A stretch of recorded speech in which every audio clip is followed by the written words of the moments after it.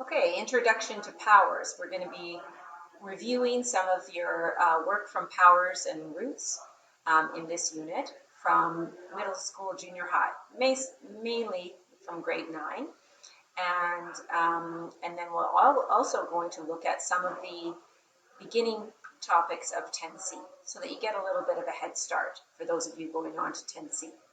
So if you're watching this video and doing this on your own, take a blank piece of paper, fold it in half, and continue to do so, counting up the number of layers in each fold.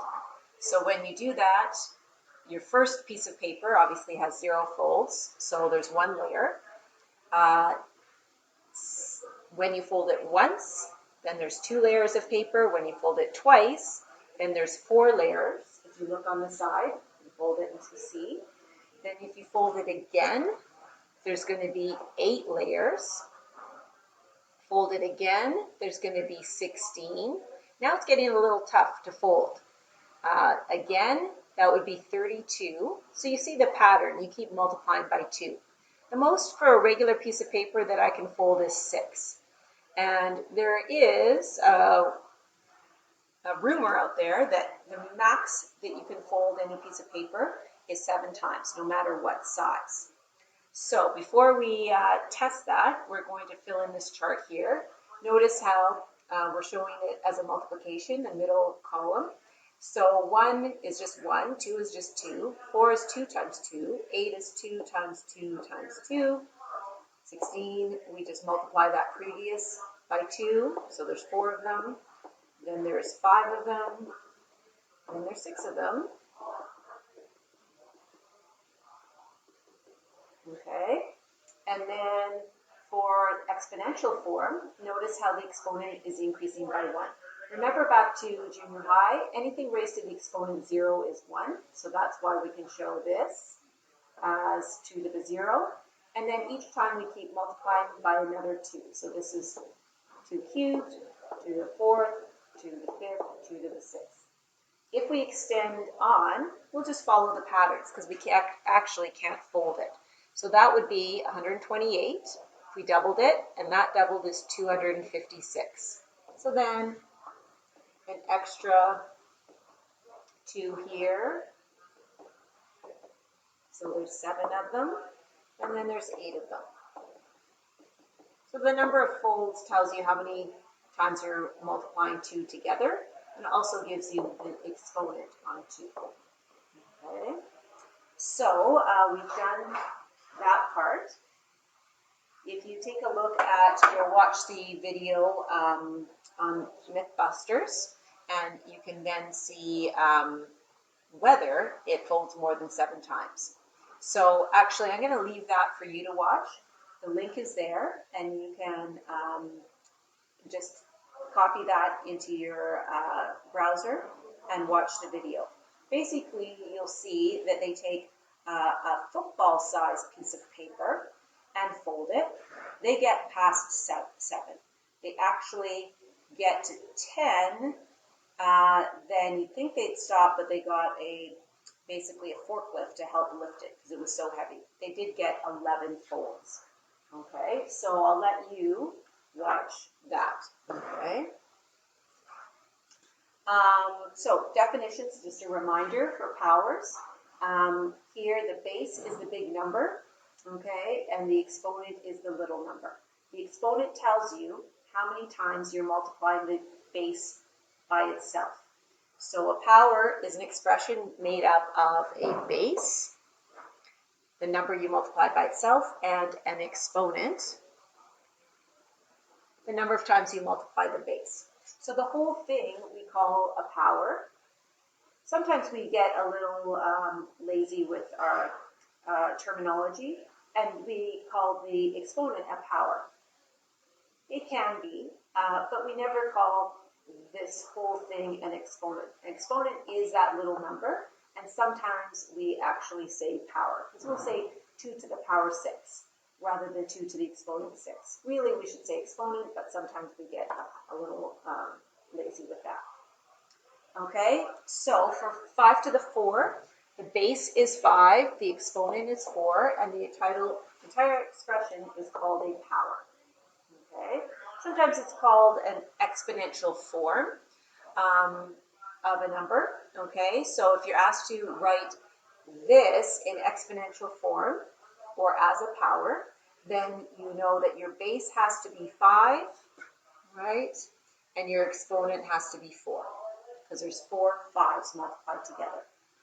To evaluate means to determine the actual value. If you multiply everything out the long way. In your calculator, some of you have a graphing calculator, and just be aware of the exponent key on some of the graphing calculators.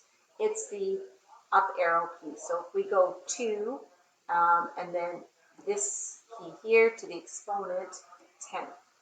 Okay? If you're doing squared, then there is a button just for that. But this button here above the dividing is your exponent key. On different calculators, it could be located in different places. In any case, the value of that is 1024. Okay. So let's take a look at some more examples. The side of a cube is 8 centimeters long. So a cube means every side is the same. Express the volume of a cube as repeated multiplication and exponential form. So volume of a prism is length times width times height. In this case, volume of this cube is 8 times 8 times 8, because all of those dimensions are the same. That's going to be 8 cubed if we show it in exponential form. And then what is the value of that? So you can just get out your calculator. 8 to the exponent 3 is 512, and it reminds you to show your units. Volume is units cubed, in this case centimeters. Okay, so we want to go in the next chart, just convert back and forth between the forms. So repeated multiplication, we don't want to show that. Now that we're in high school, we're never going to show that the long way. We're going to use exponential form. So count up, there's 7 12s. Okay, and then actually find the value. So 12 to the exponent 7. It's a big number. 3, 5, 0, 8. Okay. Exponential form 8 to the 5th. So that's 8. We can use the multiplication symbol. You can use a dot. You can use brackets. There's 5 8s multiplied together.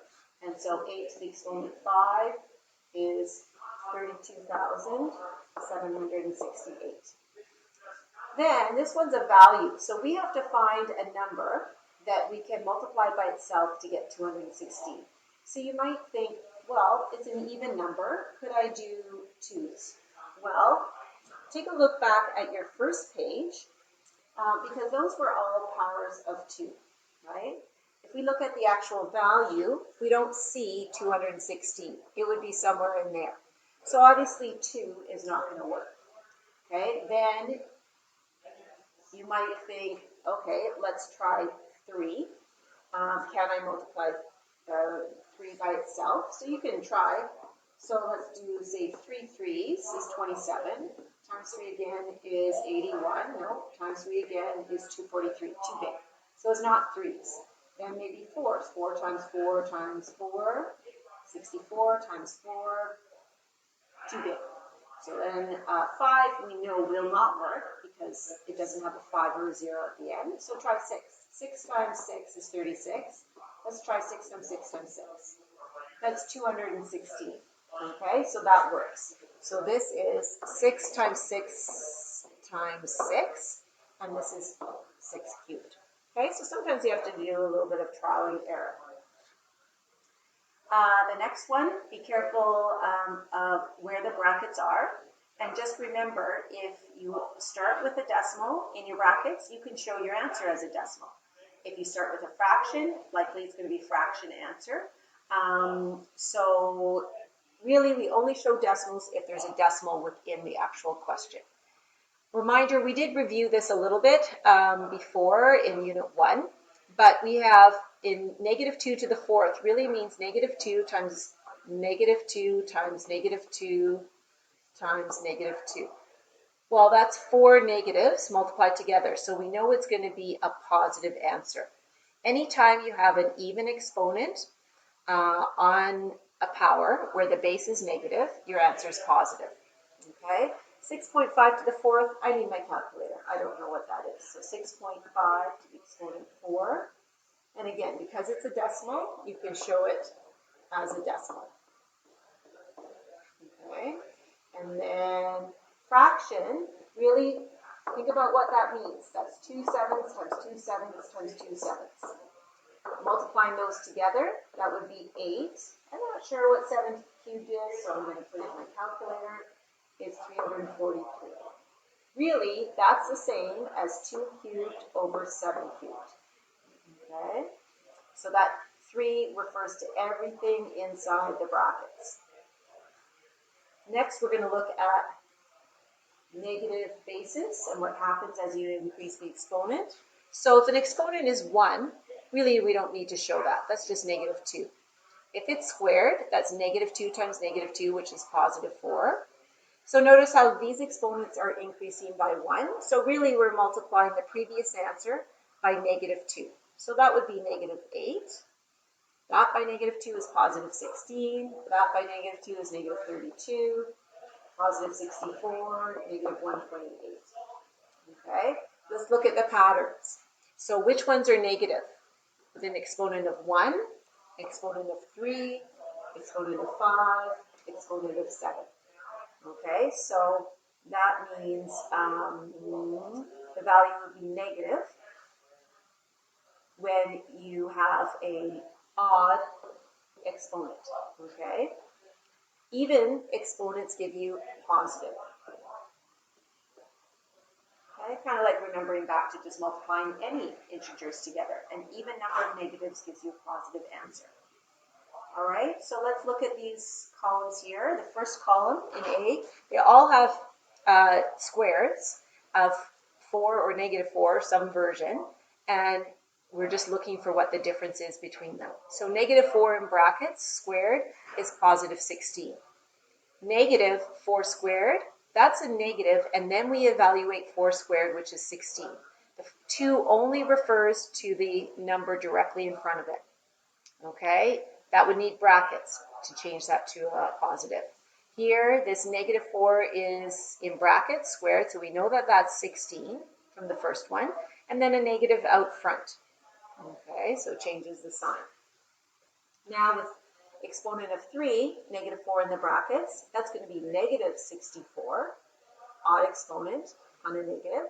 Next one, the negative is out front, 4 cubed is 64. So now these are the same, okay? And then the next one, we know this is negative 64 from the first part, with a negative out front, so that's going to be positive 64. Okay? And then express 81 as a power in as many ways as possible. Well, 81, you could show it as 9 squared. You could show it as 3 to the 4th. Now that we've learned about negatives, you could also show it as negative 9 squared and negative 3 to the 4th, because even the exponents give you a positive result, okay, positive answer, and 81 is positive. Okay, so this is the game show Power of 5. So contestants try to answer 7 questions in their pursuit of more than $1.5 million. The prize for each question is shown in the table below. So take a look at the patterns here. So question 1, the prize is $97, and in multiplication form, that's just 97 times 1. 97 is a prime number. 485, well, 97 goes into that. That's 97 times 5. Okay, that's a prize for question number 2. Question number 3 is 2,425. That's 97 times 5 times 5. So we see a pattern. Let's check and fill in the chart here based on that pattern. So 12,125. That's divided by 97, because it looks like 97 is a factor of all of them. It is. and 125. Well, if I divide by 5 once, twice, and we get 5. So this is 97 times 5 times 5 times 5. Now that I have, well, actually, I don't have it right now. I'm going to put 12,125 back in my calculator and see if the pattern follows. If I multiply that value, because these are equal, right, by 5, do I get the next value? Yep, I do. So that's going to be 97 times 5 times 5 times 5 times 5. And then if I try again, do I get the next? I do. So 97 times 5 times 5 times 5 times 5 times 5. 5 fives. And then 5 again. Okay, so 6 fives.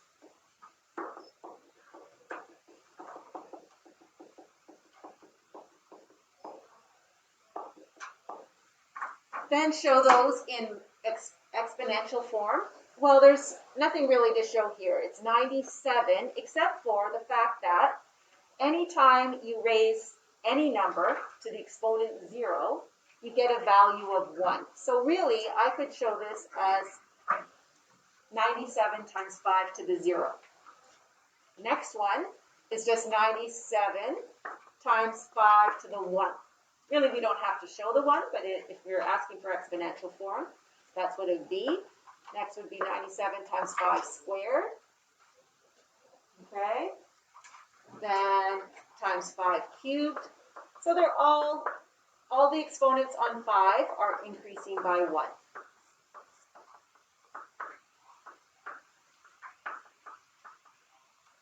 Okay. So we've kind of already figured out some of these answers here. It says, how many times greater is each prize value than the previous? It's 5 times greater. Right? Once we saw that pattern, we just took each one, multiplied by 5, and we got the next one. So we know it's 5 times greater. We completed the table. And then in this one here, this would be the next row in the table, because it's 97 times 5 to the 7. Identify the coefficient and the power. So the coefficient is 97. That's a number out front that doesn't have a power on it. Okay? So that's the coefficient. Okay? And 5 to the 7 is the power. Okay? Specifically, 5 is the base and 7 is the exponent. Okay? So I have to put that in here, base and exponent. Just to remind yourself.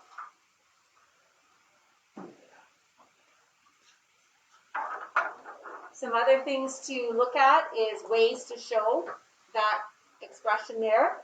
So that can also be written using brackets. So a number next to brackets means multiplying. So you could have the 5 to the 7 inside the brackets. You could have 5 in brackets, 7 on the outside. You could also, another way is using that dot.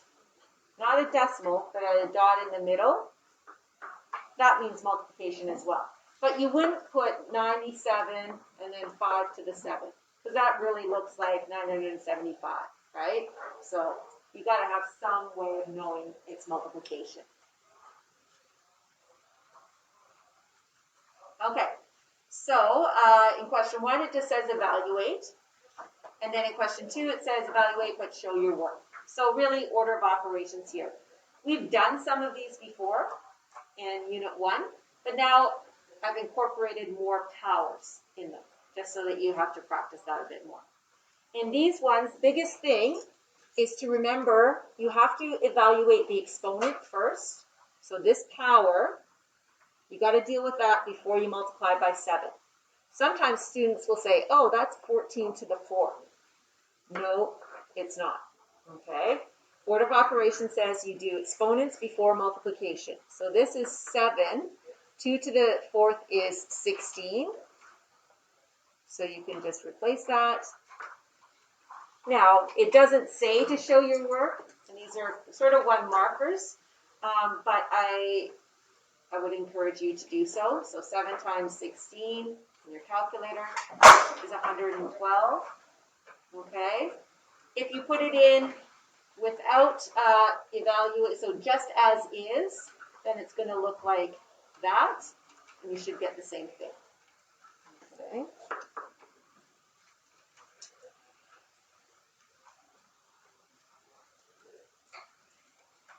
Next one again, perform the exponent, use the exponent here to evaluate this part, and then multiply. I know that my answer is going to be negative because this is an even exponent on a negative, which is positive, and this is negative, right? So I know my answer is going to be negative. In terms of work, that would be 81 in the brackets, and then negative 7 times 81 is negative 567. Okay. And then just a reminder here, negative not inside the brackets, even though that's an even exponent, the answer is going to be negative, okay, because there's no brackets. So 2 to the 6th is 64, so it's going to be negative 64.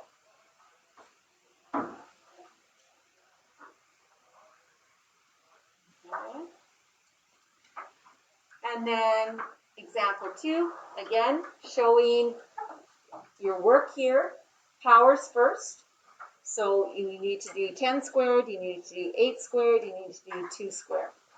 So 10 squared is 100, minus 8 squared is 64, divided by 2 squared is 4. Now it's a pretty straightforward order of operations. You got to do dividing before subtracting.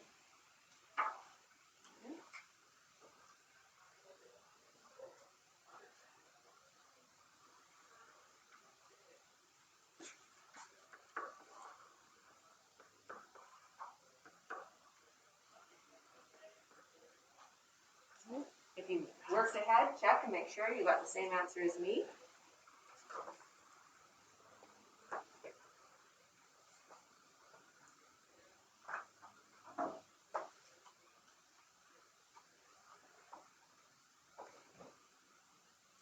Okay, next one, again, a lot of exponents, so we need to deal with them. So we copy everything else out. So 4 plus 5 cubed, you can use your calculator, 125 minus 3 squared is 9 minus 8 times, and this you need to do inside the brackets. So 27 divided by 9 is 3. 3 squared is 9. Okay, so you can do that in one step. Are you doing this? Okay. So now, still have a multiplication to do before we're subtracting.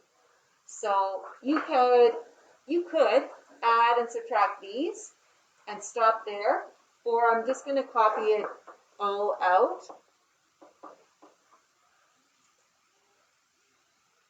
And then just go in order from left to right. You can use your calculator if you want to. If you start mixing and matching, you might forget a sign, right? So I would just do that in order. If you have your calculator, then you can just go 4 plus 125 minus 9 minus 72.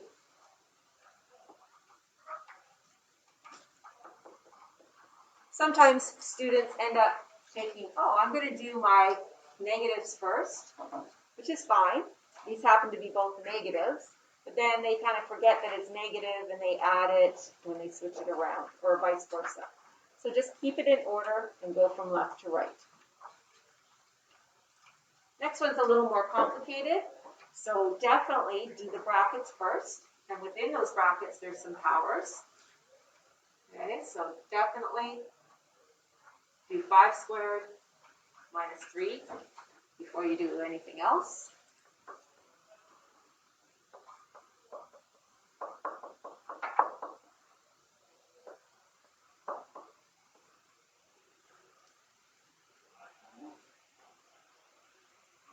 operations, brackets first. So within this set of brackets, we've got 5 squared minus 3. If you can do that all in one step, if you're comfortable with that. You want to square that first. 25 minus 3 is 22. Okay. In this bracket, we've got 2 squared is 4, minus 5 is negative 1. Okay, so should get to, although I've asked for work, you don't have to show every itty bitty step. You have to, basically it would be 2 marks. Look for how you simplify the numerator and the denominator, and then overall. Look now at the numerator, 22 times 2 divided by 11. Just go in order from left to right, so that's 44 divided by 11 is 4. Here, that's 9, do the exponent. And I'm also going to just show this as a single operation. Subtracting a negative is like adding. Okay. So then, that's going to be 10 over 10, which is 1.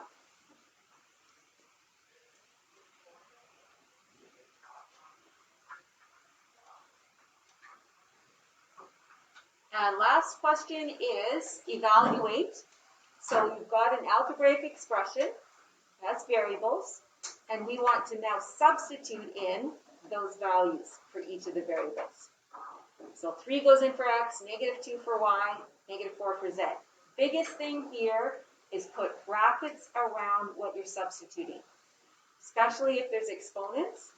You don't want to get the sign wrong. So here, I'm going to put brackets around 3, brackets around negative 2, brackets around negative 4, in order to help you get the correct sign.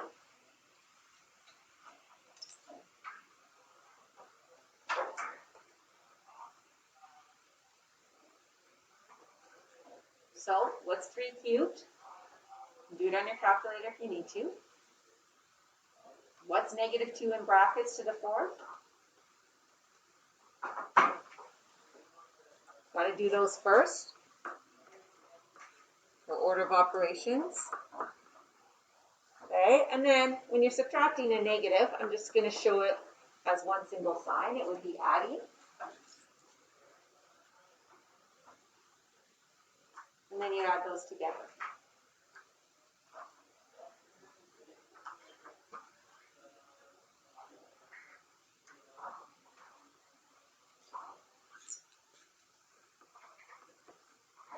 Okay, so that's 47.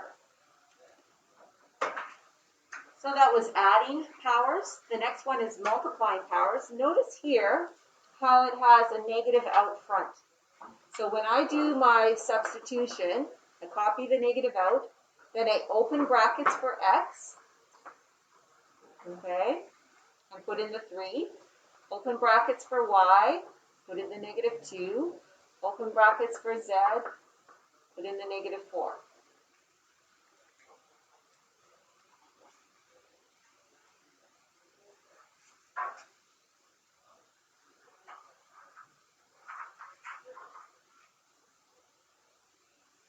Then you're evaluating each exponent here, each power. So negative, that's going to be 9. Negative 2 cubed is negative 8. Negative 4 squared is positive 16. So use your calculator if you need to, but separate steps. Okay? Because I'm going to want to see work for these types.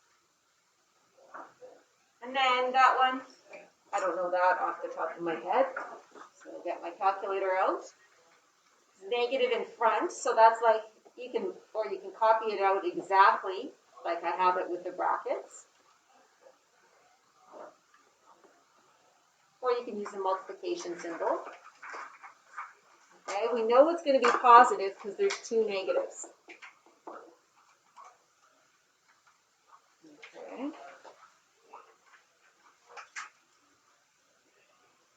Now, last one, again, substituting. We've already got brackets. We've got to put brackets inside when we substitute. So I'm going to make these big brackets here. Okay. So these round ones are going to make big ones. And then where y is, I'm going to put negative 2 in. Minus z, I'm going to put negative 4 in.